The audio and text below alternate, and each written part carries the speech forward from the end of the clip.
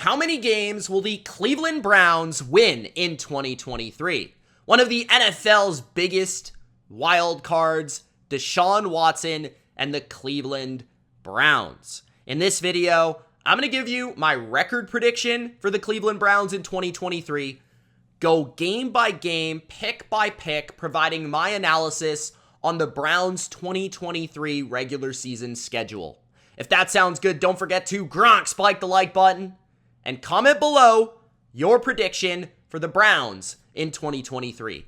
How many games will they win this regular season?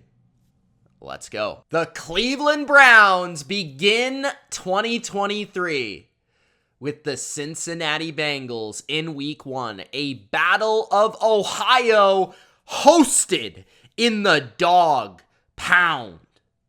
This should be a great game. This is going to be one of my favorite marquee matchups of week 1. It could really go either way. I do get the feeling that the Cleveland Browns will win this game at home. I love Joe Burrow and what the Bengals offer this year, the last couple of years. But the Browns have been one of those teams that have given them an issue. For whatever reason, the Brownies just seem to play the Bengals really well. Kevin Stefanski seems to have the number of Zach Taylor.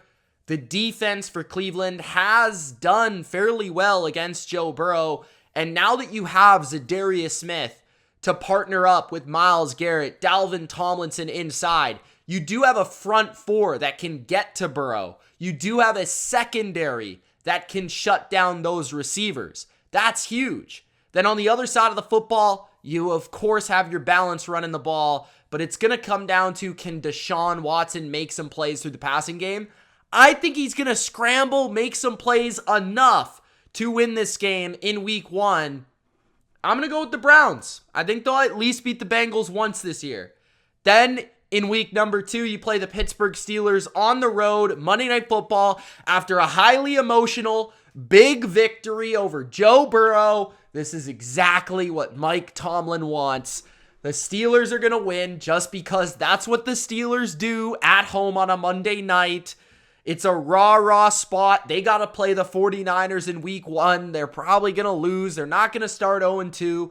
So it's a tough spot for the Browns. 2 weeks in a row, taking on 2 division rivals. It will be physical, emotional games. I think they let down a little bit in week 2. Then week number 3, they play the Tennessee Titans. This is a tough one. I think the Titans defense will certainly give the Browns some fits. I think that Mike Vrabel will have his team prepared. Obviously, they're familiar with Deshaun Watson, but Watson is familiar with them as well. And he's played fairly well against the Titans over his years.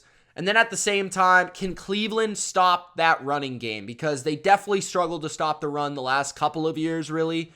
And Tennessee is a team that if you get them going, they can really open everything up offensively through Derrick Henry. So that's kind of a concerning matchup game. Not to say that the Browns aren't a more talented team than Tennessee, but that's a matchup game that they might have issues with. I'm leaning towards Cleveland here, so I'm going to pick them. I may change my mind, but I'm going to pick them for now. Maybe come back to that one. Week number 4, the Baltimore Ravens at home. Again, I kind of see the Cleveland Browns as if they're going to get swept by a team in their division. I think it might be Baltimore. And Baltimore's played them the best over the last couple of years.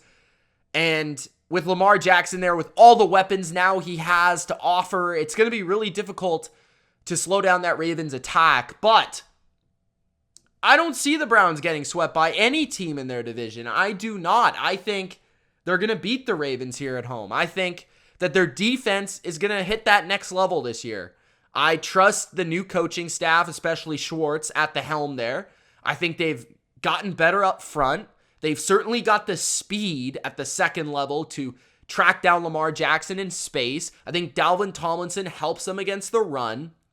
I feel like their secondary can match up with the new and improved receiving core.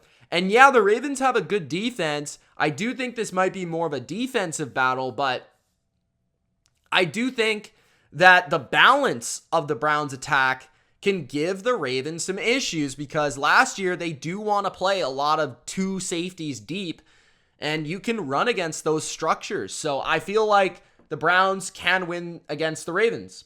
Then you head into the bye week.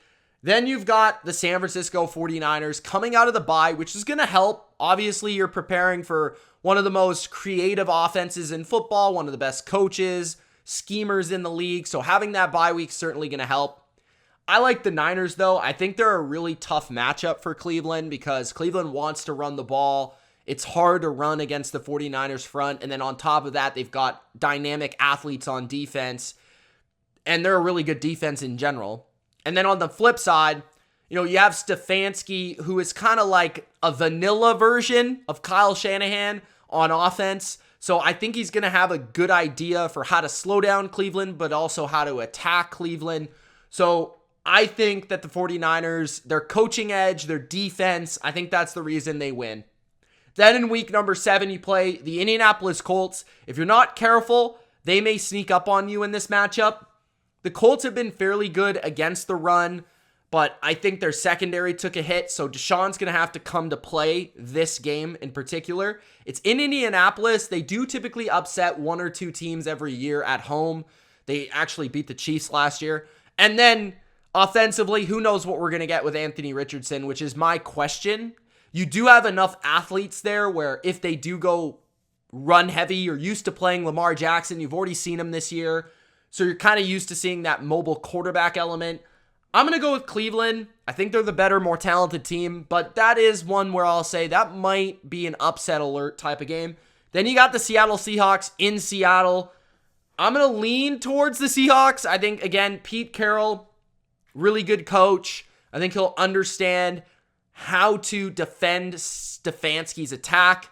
And then on the other side, I think Cleveland and Seattle, that Seattle offense versus the Cleveland defense, going to be a very fascinating matchup. If Cleveland can get pressure on Geno, that may change this game. But man, they're not easy to defend because they've got great balance with Kenneth Walker in the backfield. They've got Noah Fant at tight end. And then they got that trio of receivers with DK Metcalf, Tyler Lockett, and Jackson Smith and Jigba. So I think in Seattle, I'm pretty much leaning towards the Seahawks in almost every game they play at home this year because I believe in their talent and I really believe in that home field advantage. Then in week number 9, they play the Arizona Cardinals. That's the worst team in the league. I'm going to go with the Cleveland Browns there. Then in week number 10, I think the Ravens even up the season series. I just don't see you beating Lamar Jackson twice unless he's hurt, which has happened the last couple of years. So if Lamar does get injured, then that would be a chance for Cleveland to pick up an extra victory here.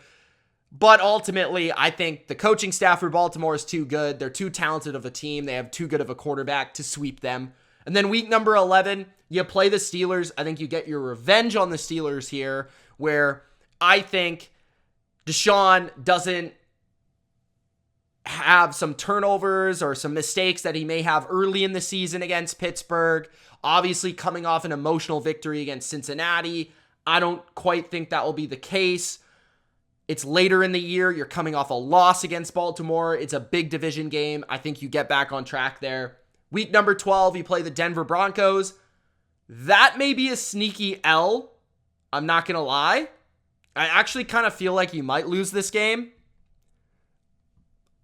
The Broncos, Mile High is tricky. Russell Wilson is tricky. Russell Wilson's super inconsistent. He's a little bit like Deshaun Watson, where they're great athletes. They like to play outside of structure. They can have high highs and low lows.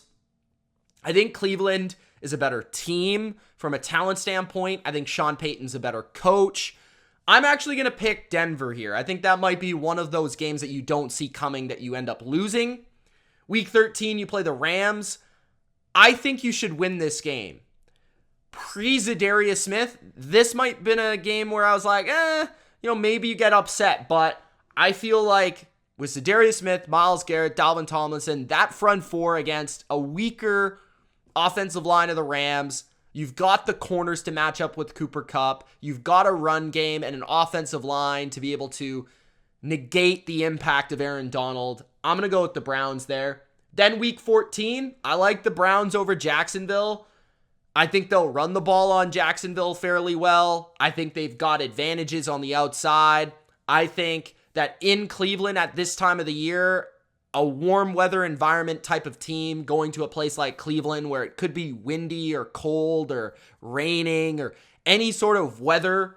Then you also have a Trevor Lawrence who is good, don't get me wrong, but I like the Browns pass defense this year. I do think they're going to be able to play these top quarterbacks and play fairly well and hold up. So I'm going to go with the Browns. Then in week 15, you play the Bears. I think this is just a worse version of the Ravens, so I'm going to take Cleveland. Then in week 16, you play the Houston Texans. And honestly, just for the memes and for the giggles, I'm taking the Texans just because, like, Deshaun Watson is going to get some sort of karma in this game, and they're going to lose to CJ Stroud. And then week 17, I actually have you beating Aaron Rodgers and the Jets. I think you match up well with the Jets because I think you can block their front. And if you can block their front, I do think their scheme behind it in their coverage is fairly simple. It's very similar to what you guys used to do on defense, which I didn't like. And I think Deshaun will be able to attack it, extend some plays, make some plays down the field. I think he'll run the ball, keep them honest. And then on the other side, I think you can get a little bit of pressure. I don't think they have a ton of great weapons as well. And you can maybe frustrate Aaron Rodgers on a short week on a Thursday at home. And then week 18 to finish off the season, I've got the Bengals getting revenge on you guys and splitting the season series for 2023. So ultimately, I have the Cleveland Browns with a very, very promising record of 10-7. And I tried to mix in a fair amount of upset losses with upset wins and also some 50-50 games that could go back and forth. I think this is a pretty solid record for Cleveland. I could see them as low as 7-10 if everything goes wrong.